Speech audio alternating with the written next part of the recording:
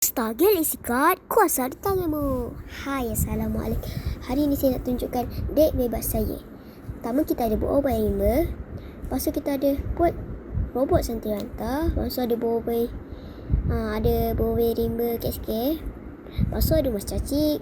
Ambil dari Zungkala. Contoh saya ada kat Zungkala, so boleh ambil lah. Okay, lepas tu ambil 4 kad dari dek Piala dah buang. Lepas tu ambil kad sokongan dari Zungkala. Kalau tak adalah. Lepas tu pilih kad sokongan dalam dek dimana. Contohnya Subot kita gunalah untuk tukar. Lepas tu kita akan tukar. Lepas tu password ambil pinjam efek atau pinjam HP. Lepas tu pinjam efek dari mana-mana kad sokongan dari dek. Lepas tu ambil 3 kad. Lepas tu efek tak berkesan tu masuk kat sokongan. Ini adalah efek tak berkesan masuk kat sokongan. So korang tak boleh pakai kat sokongan kalau dia pakai efek tak berkesan tu masuk kat sokongan. Lepas tu ni efek tak berkesan saja. Dia tak ada kat efek tak berkesan tu masuk kat sokongan. Lepas tu dia ada pilih satu kad dari dek dan kat tangan. Lepas tu ada berada dalam kabut, efek tak berkesan juga.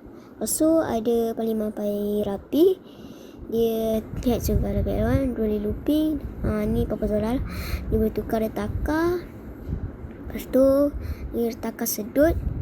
Solar boleh unlock retaka gamma. Syarat ni.